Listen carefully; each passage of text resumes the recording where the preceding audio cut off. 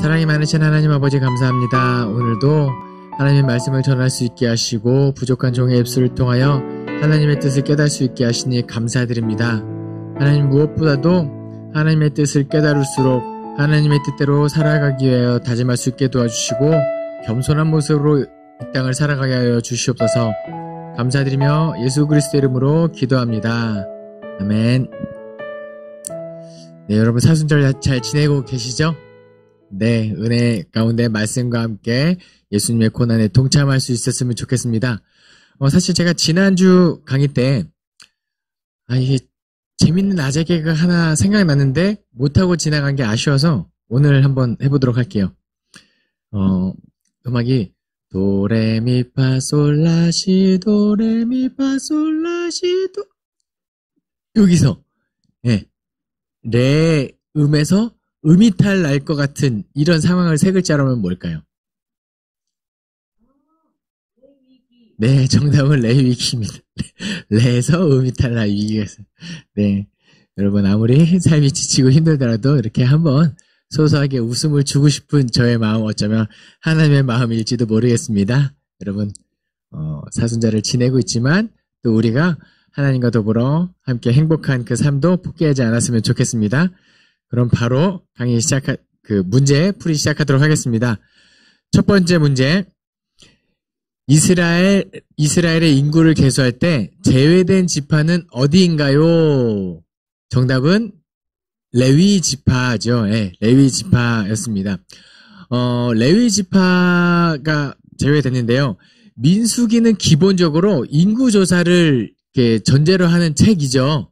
그래서 백성 민자의 숫자 수, 그리고 영어책으로도 넘버스라고 이렇게 책 이름이 되어 있거든요.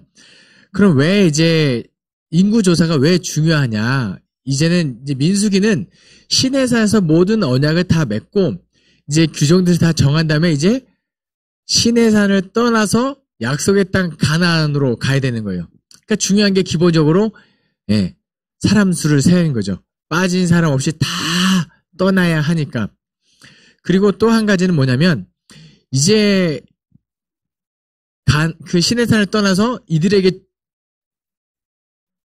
준비된 상황은 뭐냐면 이제 전쟁이에요. 가나안 사람들과 약속의 땅, 거기 이제 하나님께서 약속의 땅에 미리 있는 가나안 사람들과 전쟁이 예비되어 있는데 뭐가 중요하냐면은 병력 파악이 중요해요. 지파별로 싸울 만한 사람들의 수는 몇 명인가, 이게 중요하기 때문에 인구를 셉니다. 그런데 여기서 인구조사했을 때 우리 머릿속에 부정적인 에피소드가 하나 떠오르면 좋을 것 같아요. 뭐냐면 다윗이 인구조사했을 때 다윗도 국가의 병력이 얼마나 되는지 그걸 알고 싶어서 인구조사를 했거든요. 그런데 그때 인구조사 때는 하나님께서 진노하셨고 다 역병이 돌고 했었죠. 그러면 지금 민수기의 인구조사와 다윗의 인구조사의 차이는 어디에 있을까요? 네. 그러니까 인구조사 자체가 그 행위가 하나님 보시기에 악한 것이 아니라 과연 그 행위를 함에 있어서 하나님의 뜻에 합당한가 합당하지 않은가가 중요한 거예요. 민수기에서는 하나님께서 인구조사를 해라. 내가 이제 약속의 땅으로 보낸 동안 어떻게 하겠다. 이래서 시작한 인구조사고 다윗의 인구조사는 하나님의 뜻이 아니라 자신이 높아지기 위해서 자신의 세력을 자랑하기 위해서 했던 인구조사이기 때문에 벌을 받은 거예요. 똑같은 행위지만 어디에 포커스가 맞춰져 있냐에 따라서 그러니까 우리가 삶을 살아갈 때 과연 내가 하는 것이 옳으냐 그르냐 하나님의 뜻이냐 아니냐 이거 분별하는 것이 굉장히 중요하다는 거. 그것을 기준을 해주는 게 하나님의 말씀이라는 것도 한번 기억했으면 좋겠고요. 레위 지파는 왜 그 싸우는 수에서 빠졌느냐 이거거든요. 레위 지파는 일단 나중에 가면은 땅을 기업으로 받지 못해요. 그러니까 나머지 지파들이 다 땅을 받고 거기서 몇 개의 성읍들이 레위인들이 거주할 수 있는 성읍을 주고 땅을 주진 않아요. 왜냐하면 이들이 맡고 있는 역할은 하나님의 성막, 하나님의 성전, 그 안에서 예배하고 제사하고 그 하나님의 일을 하는 그 임무를 맡기기 위해서 땅을 주지 않아요. 그러니까 너무 어쩌면 싸우러 나가는 것보다 더 중요한 임무를 맡고 있기 때문에 그들의 인구를 계수하지 않습니다. 그래서 레위 지파에서는 이제 인구수를 왜 뺐을까 했을 때는 전쟁에 나가는 것보다 더 중요한 임무가 있었기 때문에 빠졌다는 거 기억하셨으면 좋겠습니다. 다음 2번 문제. 여호와는 그 땡땡을 내게로 향하여 드사 평강 주시기를 원하노라. 정답은 얼굴입니다. 얼굴. 민수기 6장 24절부터 26절까지는요. 대제사장의 축복문이거든요. 그래서 대제사장이 이제 온 이스라엘 향하여 축복하는 장면이 여기 나와 있는 거예요. 오늘날에도 대한예수교 장로회 통합 측에서 목사님들이 예배를 마치고 이제 축도를 하잖아요. 우리에게 익숙한 거는 이제는 우리 주 예수 그리스도의 은혜와 하나님의 사랑과 성령의 교통하심이 이 무리 가운데 함께 있을지어다. 함께 있기를 축원하옵나이다. 이렇게 기도하잖아요. 이거 하나랑 또 이 레위기 26장 24절부터 26절을 해도 돼요. 그러니까 목사님들께서 딱 손을 들고 여호와는 내게 복을 주시고 너를 지키시기를 원하며 여호와는 그의 얼굴을 내게 비추사 은혜 베푸시기를 원하며 여호와는 그 얼굴을 내게로 향하여 드사 평강 주시기를 원하노라. 아멘 해도 되는 그 축복문 중에 하나예요. 그럼 왜? 그래서 여러분들께서 다른 데 이렇게 신앙생활 하시다가 어떤 교회 간데 설교가 막 너무 좋고 은혜스러운데 갑자기 축도할 때 내가 모르는 축도에서 여기 이단인가 아닌가 하는 느낌을 받았을 때 레위기 6장 24절부터 26절 해도 이단이 아니라는 거 반드시 기억했으면 좋겠습니다. 인간적인 마음에 그러면 왜 이 고린도전서 13장 13절이 아니라 13절을 더 우리에게 익숙하게 축도를 할까 그냥 혼자 인간적인 마음에 생각해 봤는데 고린도전서 13장 13절이 좀 외우기가 더 쉬운 것 같아요. 근데 그렇지는 않은 게 제가 제 아들 이제 제 아내가 임신했을 때 그 태중에 있는 아이를 위해서 매일매일 이걸 외워줬었어요. 여호와는 내게 복을 주시고 너를 지키시기를 원하며 했을 때 정답은 이제 얼굴이었죠. 얼굴은 뭐냐? 사실 어쩌면 이거는 하나님을 인간의 형상화된 이미지로 표현한 건데요. 얼굴은 말 그대로 하나님의 나타나심이에요. 그러니까 우리가 누군가의 소식이 궁금하고 보고 싶고 할 때 야 얼굴 좀 비춰 이렇게 이야기할 때 있잖아요. 한번 너무 보고 싶고 만나고 싶을 때 목소리로는 다 채워지지 않는 그 갈급함, 그 관계성의 끝 얼굴을 비추사 항상 우리를 향하여 우리와 함께하기를 원하시고 함께 있어준다고 약속하시는 그 임마누엘의 언약이 얼굴을 비춰주시옵소서. 하나님께서 약속하신 그 언약을 끝까지 우리에게 이루어 주시옵소서 축복하는 내용이 이 내용이라는 거. 예. 그러니까 우리에게 가장 큰 저주는 뭐다? 하나님께서 우리를 모른 척 하시는 얼굴을 돌려서 다른 데 보시는 이게 진짜 무서운 거거든요. 네. 그래서 하나님이 우리를 늘 바라보시는 것처럼 우리도 똑같이 하나님께 시선을 맞추며 살아가는 그리스도인 되면 참 좋겠습니다. 자, 3번 문제. 매출하기에 욕심을 많이 낸 백성들이 장사된 곳의 지명은 어디인가요? 정답은 기브롯 핫다와입니다. 기브롯 핫다와. 기브롯 핫다와. 되게 익숙한 지명은 아니죠. 네. 거의 여기 이 성경책에서 여기만 나오는데 기브롯 핫다아와의 뜻은 뭐냐면 탐욕의 무더기라는 뜻입니다. 탐욕의 무더기. 뭔가 욕심을 많이 냈고 그것으로 말미암아 하나님께 진노를 사서 죽은 곳. 제가 지난주 강의 때 한번 말씀드렸어요. 시내산에서 언약 맺은 것을 기점으로 출애굽기에 똑같은 사건 나오고 민수기에 똑같은 사건 나오는데 차이점은 하나님의 징벌이 동반하느냐 동반하지 않느냐. 언약 맺기 전에는 벌을 주지 않고 다 요구를 들어주세요. 원망을. 그런데 민수기에서는 원망을 그 요구를 들어주시고 동시에 벌을 내리시는 그때 탐욕의 무더기. 여기서 사람들의 이의 치아에 고기가 끼어서 그걸 빠지기 전에 여호와의 진노가 그들을 죽였더라라고 이렇게 기록하고 있거든요. 그런데 가만히 생각해보면 탐욕을 좀 부렸다고 해서 왜 죽임을 당했을까 이건 겁니다. 곱빼기 먹으면 안 됩니까? 중국집에서 곱빼기 먹는 사람들 다 죄인입니까? 그건 아니에요. 여기서 탐욕의 무더기 뭐냐면 보세요. 만나는요. 하나님께서 뭐라고 말씀하시냐면 아침에 이슬 맺힌 후에 그 다음에 만나가 맺혀요. 그러면은 사람들이 그날 먹을 양식을 거둬들입니다. 그리고 해가 뜨고 나면 그 만나가 사라져요. 그러니까 하나님께서 명령한 시간에 그걸 거두어들이는 그 수고를 해야죠. 근데 뭐라고 말씀하시냐면 그 수고를 그날 먹을 것만 모아라. 남겨두면 다 썩어서 없어지고 그 다음날 또 하는 거예요. 그리고 매출하게도 먹고 싶다고 요구하면 하나님께서 들어주시니까 요구하는 거예요. 그러면 탐욕을 부리는 사람들은 어떤 사람들이냐? 오늘 먹을 것뿐만 아니라 내일 먹을 것까지 모아두는 사람들. 기본적으로 이거 어떤 심리가 작용하냐면 지금 하나님께서 우리에게 이걸 주셨지만 내일은 안 주실 수도 있어. 그 걱정과 염려가 있는 거예요. 내가 막 배불리 많이 먹고 싶은 것도 있지만 모아둔다라는 것은 다음날 내일은 하나님께서 우리에게 주시지 않는, 그러니까 하나님을 믿지 않는 그 마음이 있기 때문에 하나님을 원망하고 하나님을 믿지 않는 그 백성들이 죽임을 당했다라고 보시면 돼요. 예. 그래서 마음껏 곱빼기 드셔도 돼요. 예. 진짜 배가 터지게 먹어도 괜찮아요. 예. 나 스스로에게 죄스러울 뿐이지 하나님 보시기에 그 음식의 양이 중요한 게 아니랍니다. 예.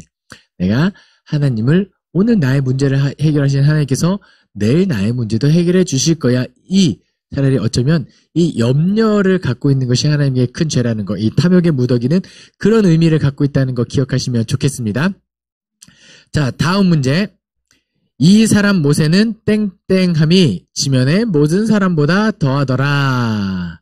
정답은 온유함입니다. 이 사람 모세는 온유함이 지면의 모든 사람보다 더하더라. 이 사건이 이 구절이 언제 나타났냐면요. 하루는 아론과 미리암이 속이 상한 거예요. 왜? 나 자신들도 대제사장이죠. 미리암도 어쩌면 그 홍해바다를 건넜을 때 모세보다 먼저 하나님을 찬양했던 여인이고 거의 지도자급 모세를 살렸고 엄청난 일을 했던 지도자거든요. 그런데 너무 모세만 특별한 것 같으니까 인간적인 마음에 미리암과 아론이 같이 모세를 비방하기 시작해요. 구스 여인을 취한 것이 잘못됐다. 그 사람과 결혼한 건 잘못됐다고 책망을 해요. 그럼 이제 만약에 이스라엘 자손들의 누군가가 잘못했을 때는 그 판결을 최종적으로 모세가 하거든요. 그럼 모세가 잘못했다. 모세의 판결은 누가 하죠? 하나님께서 해주시는 거예요. 이때 하나님께서 이렇게 말씀. 모세는, 그러니까 하나님의 판결문인 거예요. 모세는 온유함이 지면의 모든 사람보다 더하더라 하면서 모세 손을 들어주고 그때 미리암은 나병에 걸리고 집 밖으로 쫓겨났다가 나중에 돌아오는 그 일이. 그러니까 지도권을 하나님께서 모세 손을 들어주면서 구스 여인을 취한 것이 잘못이 아니다. 너희 이것으로 책잡아서 한 게 잘못이다. 라고 하면서 하신 말씀이 온유함이 지면의 모든 사람보다 더하더라. 라고 말씀해 주세요. 근데 가만히 생각해보면 모세의 이미지가 온유한가요? 그 40일 금식 기도하면서 하나님께서 친히 돌판에 새겨준 이 세상에 없을 유적이거든요. 그걸 내려와서 던진다고요? 깨트린다고요? 말도 안 되죠. 성정이 불같고 화가 막 이런 사람이 막 애굽 그 포로 생활에 있는 동족을 쳐서 죽이는 사람이 온유한 펀치 아니잖아요. 그렇죠? 온유한 펀치 맞고 사람 막 죽고 이런 거 아닌데요. 근데 하나님께서 온유함이라고 표현을 하잖아요. 근데 히브리어의 온유함은요, 온유라는 단어는요, 에너지가 넘치는 야생마에 재갈을 물렸다는 의미를 갖고 있어요. 그러니까 힘이 없고 비실비실 거리는 게 아니라 충분히 힘이 있지만 주인이 사용하기에 완벽하게 통제된 모습이 온유함인 거예요. 네. 이러면 모세가 어떤 사람인지 알겠죠. 그러니까 하나님이 쓰시기에 너무 충성된 종이었더라. 이렇게 되는 거예요. 그러니까 모세 자체가 높아지려고 애쓴 적도 없었고 그런 온유한 성품 때문에 하나님이 이스라엘의 최고의 지도자로 삼았던 것 같습니다. 어쨌든 모세는 온유함이 지면의 모든 사람보다 더하더라. 이 말 성경 해설 강의를 듣고 있는 모든 분들도 하나님 모시기에 참 귀히 쓰임받는 하나님이 사용하시기에 너무 좋은 손잡이가 되었으면 좋겠습니다. 다음 문제. 12명의 정탐꾼 중에서 그들은 우리의 먹이라고 말한 사람은 여호수아와 누구인가요? 정답은 갈렙입니다. 갈렙. 여호수아 너무 멋있는 사람이죠. 그래서 저는 한창 여호수아 은혜 받았을 때 제 별명을 영호수아라고 지을 정도로 여호수아 멋있는 사람인데 그와 영혼의 단짝 끝까지 함께했던 사람이 이제 갈렙이라는 사람인데 그들은 우리의 먹이라고 이야기했을 이 당시가 어쩌면 이스라엘 광야 40년 생활 중에 가장 안타까운 순간이에요. 뭐냐면 모세가 12명의 정탐꾼 여호수아와 갈렙을 포함한 12명의 정탐꾼을 가나안 땅으로 보내요. 쭉 보고 오죠. 와, 그 사람들 너무 크고 막 포도송이도 막 사람들이 이거 정도로 크고 우리는 그들에 비하면 메뚜기 같다라고 10명의 정탐꾼이 원망을 합니다. 우리를 왜 여기까지 데려가서 우리를 죽게 하느냐? 그때 그 여호수아와 갈렙이 같이 갔던 사람이잖아요. 똑같은 걸 보고 왔잖아요. 그런데 여호수아와 갈렙만이 그들은 우리의 먹이다. 언제? 하나님이 우리와 함께 하시면 그는 우리의 먹이다. 라고 하면서 슬퍼하고 안타깝고 옷을 찢으면서 거기서 막 이야기를 하죠. 그런데 그래서 어쩌면 이들의 믿음을 보시고 그 출애굽한 1세대 광야에서 태어나지 않은 사람들 중에 유일하게 단 2명만 가나안 땅에 들어가요. 여호수아와 갈렙만이. 모세도 못 들어갔죠. 예. 그런데 이 사건으로 말미암아 이스라엘 백성들은 여기가 시내산을 출발해서 가데스 바네아라는 지역에서 정탐꾼을 보냈거든요. 근데 그 가데스 바네아부터 그 가나안까지는 한 하루길, 그러니까 11일이면은 갈 수 있어요. 만약에 노약자들하고 그 모든 짐들 다 가져가도 한 20일이면 넉넉히 아마 보름이나 한 달 안에 무조건 들어갈 수 있는 거리에 있는 지역인데 이 원망으로 말미암아 이스라엘 백성들은 40년을 두는 거예요. 예, 안타까운 순간이긴 하죠. 그럼에도 불구하고 모든 사람들이 아니요, 힘들다, 지친다, 원망할 때 거룩하게 구별된 두 사람 여호수아와 갈렙만이 그들은 우리의 먹이다. 누구를 보고요? 가나안을 보지 않아요. 안악 자손들을 보지 않고 하나님을 바라봤을 때 할 수 있는 고백. 그들은 우리의 먹이다. 상황을 보지 않고 하나님을 바라봤던 두 사람의 신앙. 우리도 참 본받을 수 있었으면 좋겠습니다. 다음 문제. 아론의 지팡이에서 난 열매는 무엇인가요? 정답은 살구입니다. 살구 열매, 다 정답이죠. 이 사건은 왜 아론의 지팡이에서 싹이 났느냐? 아론은요, 레위 자손이거든요. 제사장들은 다 레위 자손들이 하죠. 레위인 중에서 대제사장이 뽑히는데, 레위의 야곱의 12아들 중에 레위잖아요. 그 레위의 첫째 아들 이름은 고앗, 둘째 아들 이름은 게르솜, 셋째 아들 이름은 무라리입니다. 그러면은 그 레위 자손 중에서도 뭔가 장자의 권한을 가진 가문은 고앗 자손이에요. 그쵸? 예. 뼈대 있는 집안들, 뭔가 장자 쪽의 그 족보나 혈통이 이렇게 이어지고 있는 그런 당시 문화 속에서 레위인에서 그 장자 가문은 고앗 자손이에요. 예. 그런데 아론은 고앗 자손이 아니에요. 그런데 누가 지금 아론이 고앗 자손인지 아닌지는 제가 다시 한번 조사를 해볼게요. 그런데 누가 반역을 일으키냐면 고앗 자손 중에서 고라라는 사람이 반역을 일으킵니다. 내가 장자 가문의 혈통을 잇고 있는 정통성을 갖고 있는 사람인데 내가 대제사장이 돼야지 왜 아론이냐 이런 심리가 있었던 것 같아요. 그래서 이 고라라는 사람이 누구와 연합을 하고 누구와 손을 잡느냐? 르우벤 지파와 손을 잡습니다. 르우벤 지파는 어떤 사람이죠? 야곱의 12아들 중에 첫째예요. 르시레유 단납가다 이스요베에서 첫째 아들 르우벤. 비슷한 심정이었던 것 같아요. 야곱의 12아들에서 장자가 우리 가문인데 왜 우리가 대제사장의 임무를 하지 않고 뭔가 더 중심적인 핵심적인 일을 하지 못하냐 이런 심리가 있었던 것 같아요. 그러니까 하나님께서 고라 자손과 그 레위인들 대표되는 사람들 아론을 포함한 사람들 지팡이를 다 가지고 와라. 쭉 열을 세워요. 내려놓습니다. 그리고 봐라 하는데 거기서 아론의 지팡이에서만 사실 그 지팡이는 죽은 나무잖아요. 그 가운데서 살구나무가 싹이 납니다. 아론 지팡이에서만. 그러면서 아론은 내가 쓰는 사람이다. 너의 혈통이 중요한 게 아니에요.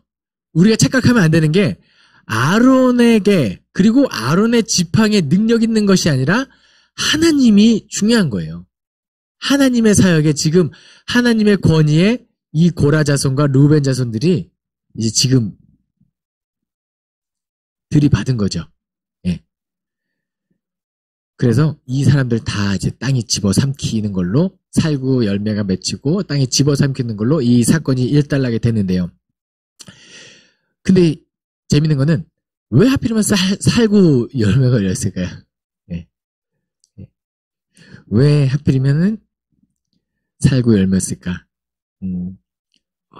이제 사람들이 이렇게 싹이 나고 있는데 다 이제 땅이 집어삼켰다 그랬잖아요. 그러니까 하나님에게 진노가 있었을 때 그 죽어가는 사람들이 뭐라고 얘기했을까요? 살고 싶어요, 살고 싶어요. 아주 저렴한 아재 개그인데 약간의 성경이 기록됐을 때 나름의 워딩이에요. 이게 언어 유희까지는 언어 유희라고 표현하면 좀 그렇고 하나님께서 하고 싶은 말을 강조하게 쓴 살구나무인 거예요. 뭐냐면 히브리 말로 살구나무는 살구 열매는요. 샤케드라고 해요. 샤케드. 그런데 하나님께서 지켜보신다라는 단어는 쇼케드예요. 하나님께서 판단하고 하나님께서 지켜보시고 계신다. 살구 열매. 쇼케드 봐라. 샤케드 한다. 샤케드 한다. 샤케드가 열렸지. 내가 쇼케드 하는 것을 기억해라. 그래서 살구.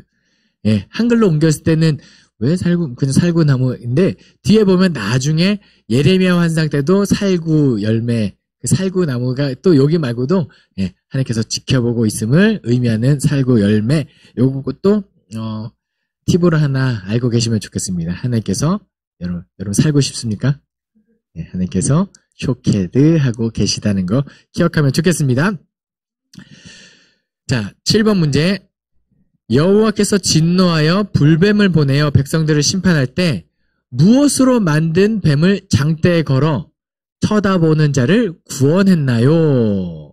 정답은 놋뱀입니다. 놋으로 만든 뱀, 놋뱀을 바라봤을 때 구원하셨죠.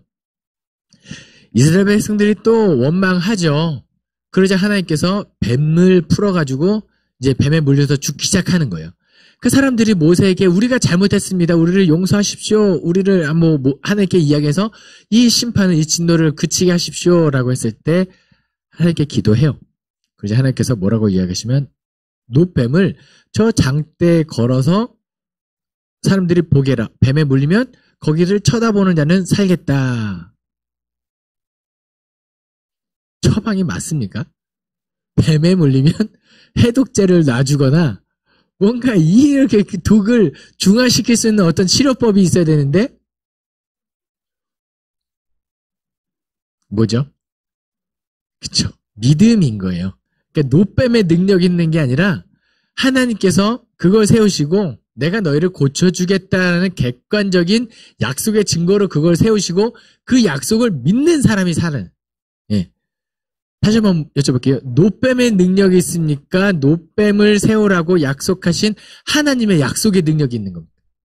하나님의 약속의 능력이 있는 거예요.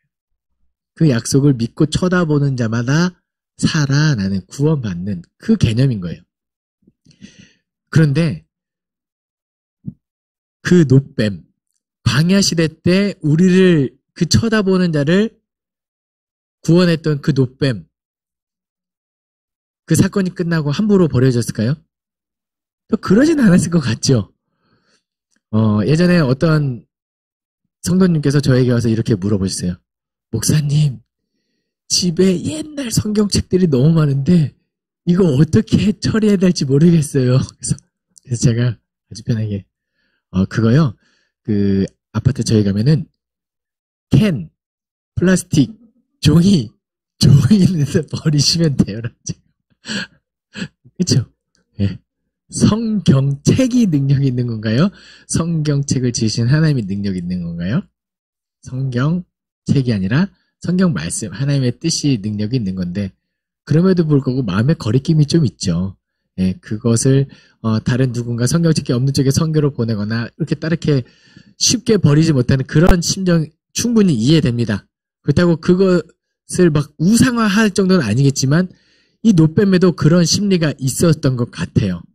그래서 이 노뱀 사건이 다 마무리된 다음에도 이 노뱀이 버려지지 않고 계속 전수가 돼요. 어디까지?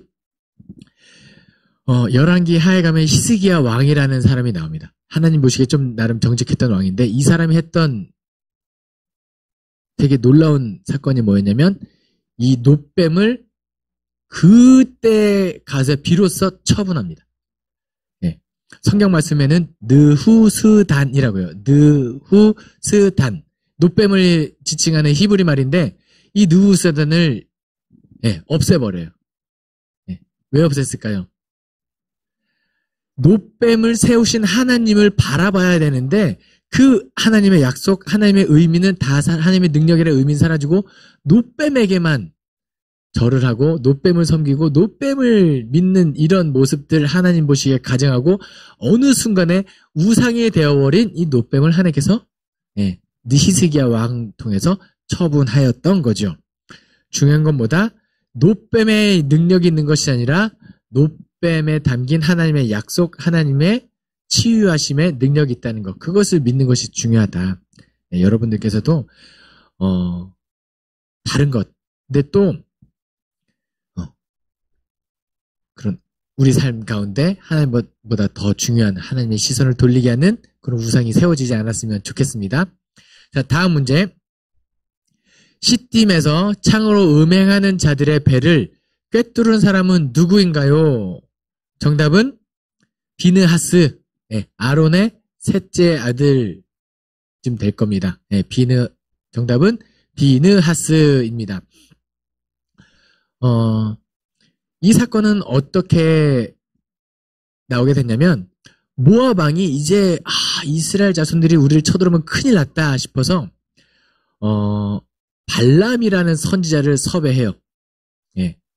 모압 왕 발락이 발람을 섭외합니다. 우리 와서 그 이스라엘을 저주 한번 해주십시오라고 해서 많은 모압 막 설득해가지고 데리고 와요. 우여곡절 끝에 가다가 여호와의 사자를 발람이 보고 가던 나귀가 보고 멈춰서니까 나귀를 막 때려요. 왜 안 가냐? 왜 말 안 들어? 그러니까 그때 나귀가 말을 해요. 당신 눈에는 저 앞에 있는 여호와의 사자가 보이지 않습니까? 내가 언제 당신 말을 안 들은 적 있다고. 그때 딱 보니까 이 발람도 겁을 내고 그 나귀에서 내려서 무릎 꿇고 막 하니까 여호와의 사자가 그냥 그 길로 가라. 그 발락에게로 가라. 그런데 하나님이 네 입을 통해서 하는 말만 해라라고 해서 보내줘요. 그리고 원래는 발람의 입을 통해서 이스라엘 저주하고 그 저주로 말미암아 전쟁에서 지게 하려고 했는데 한 3번에 걸쳐서 여호와에서 주신 말씀을 통해서 축복하는 말이 발람의 입을 통해서 쫙 나가는 거예요. 발락의 입장에서 미칠 노릇이죠. 저주에 해도 우리가 이길까 말까인데 축복을 하니 이거 어떡합니까? 이제 우리 어떡합니까? 그죠? 나도 어쩔 수 없다. 하나님이 내 입을 하는데 내가 어떻게 축복 안 하고 나도 어쩔 수 없었다. 그런데 꾀를 하나 주고 가요. 이스라엘 자손들이 그 가나안 땅에 들어왔을 때 음행하게 만드십시오. 네, 음란하게 만들고 음행을 저지르게 해서 죄를 짓게 만들어서 하나님의 진노가 그러니까 인간적인 꾀를 해서 죽었는데 거기에 누가 걸렸냐? 시므온 지파 사람이 걸려듭니다. 시므온 지파 사람들이 다 시딤이라는 곳에서 여인들을 하고 그들이 몰래 이제 보낸 여인들과 음행을 저지르고 막 했을 때 하나님의 진노가 이제 막 임하기 직전에 대제사장 아론의 아들 비느하스가 그 사건에 가서 창을 들고 이 음행을 저지르고 있던 사람 남녀를 동시에 배를 꿰뚫어서 죽이는 것으로 여호와의 진노를 막아선 사건이 이거예요. 예.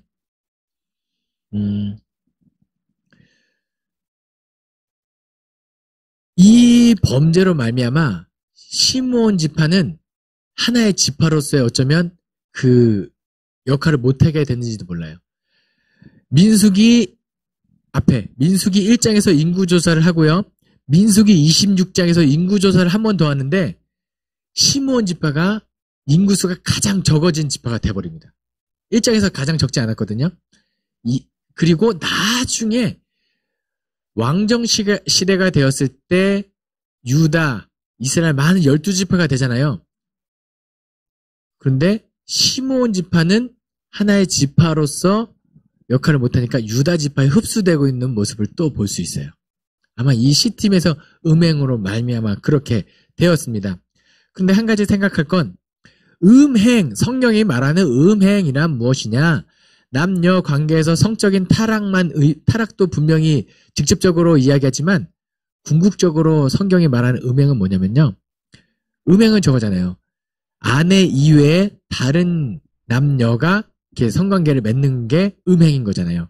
그러니까 우리의 신랑 되시는 하나님을 제외한 다른 것들을 사랑하는 것이 음행인 거예요. 성경이 말하는. 예. 그러니까 지금 내가 쭉 봤을 때 나의 삶의 우선순위에 하나님보다 더 위에 있다. 그럼 우리 지금 음행. 예.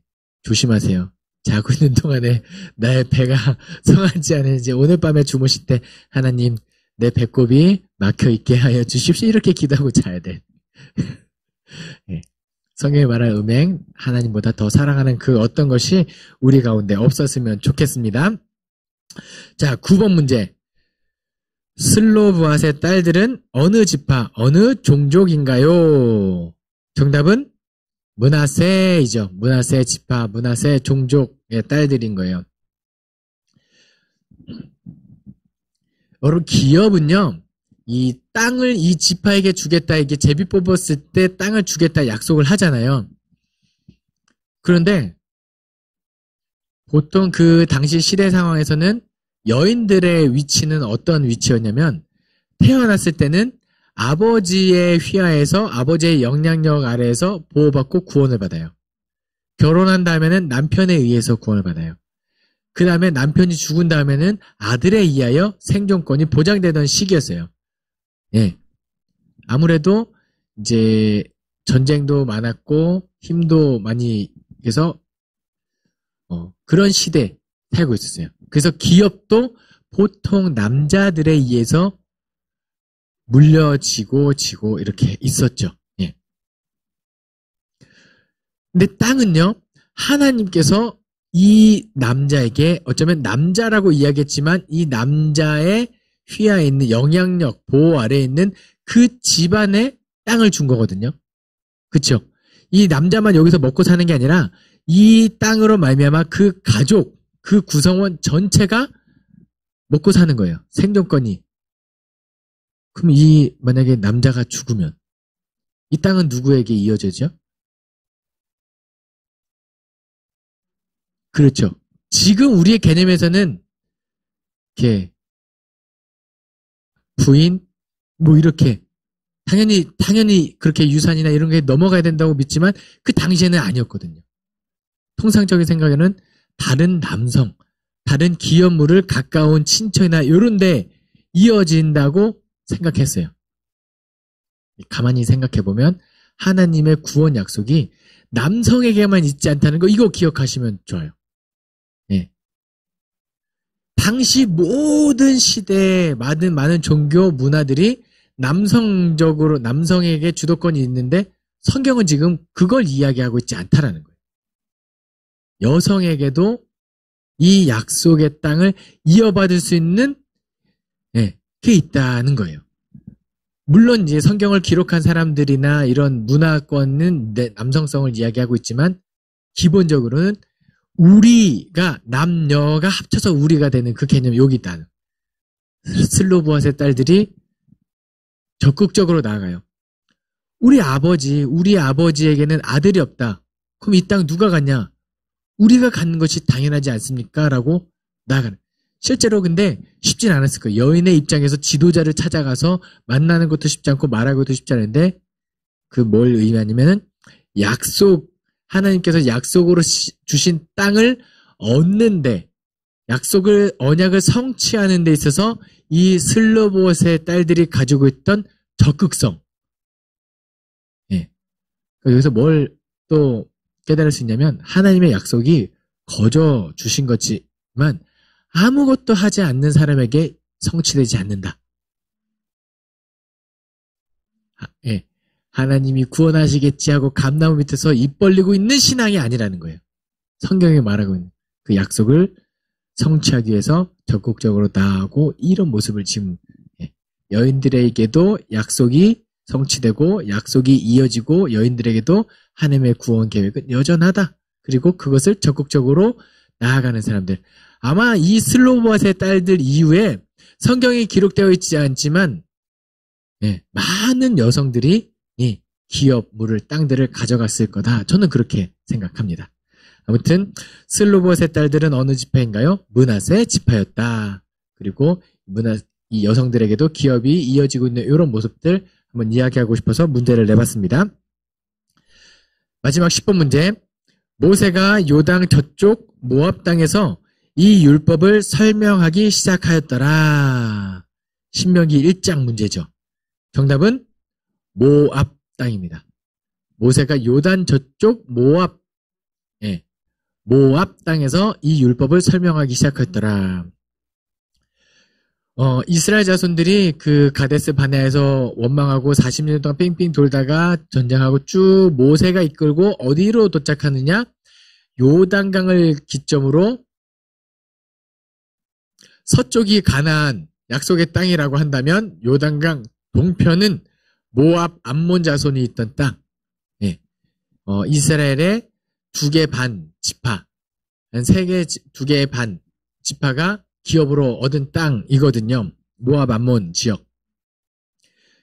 근데 거기에 도착했을 때 이제 모세의 역할은 사실 끝이 난 거예요.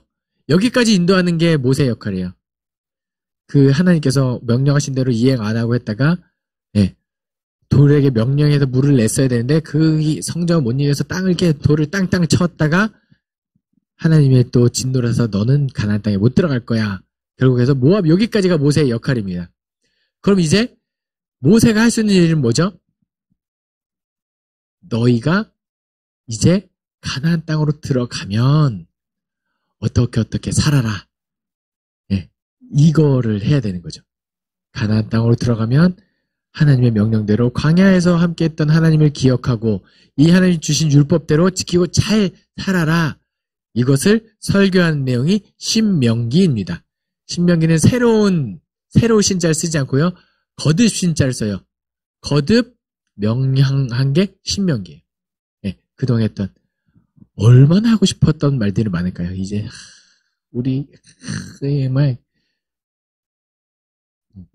그런데 여기서 재밌는 거는 문제가 뭐냐면 모세가 요단 저쪽 모압 땅에서 라고 있어요. 그럼 모세오경 누가 쓴 책이죠? 모세가 쓴 책이라 우리 다 그쵸? 그런데 모세의 권위가 있어요. 모세에서 기록된 저작설도 있고 하는데 여기 보시면 모세가 요단 저쪽에 있을 때 모세는 요단 이쪽에 들어온 적이 없거든요. 모세가 요단 저쪽에 있었을 때 그러니까 모세의 권위가 있고 모세가 쓴 책이 맞아요. 근데 그 이후에 첨부된 사실들의 기록들이 모세오경에 분명히 있다는 거. 그러면은 이거 영적인 책이 아니지 않냐? 그건 아닌 거예요. 그 모세를 통해서 역사했었던 하나님이 그래서 기록된 성경이 그 다음에 사람들에서 계속해서 쓰여지는 거예요. 성문화되지 않을 뿐. 네. 그렇게 해서 기억하면 좋겠습니다. 이제 모세가 요단 저쪽 땅에서 저쪽 모압 땅에서 율법을 설명한 책이 신명기라는 거 기억하면 좋겠습니다. 여러분 10번 문제까지 다 해설을 마쳤는데요. 계속해서 하나님의 말씀을 가까이 하시고 하나님의 뜻을 헤아리고 알아갈 수 있었으면 좋겠습니다. 기도하겠습니다.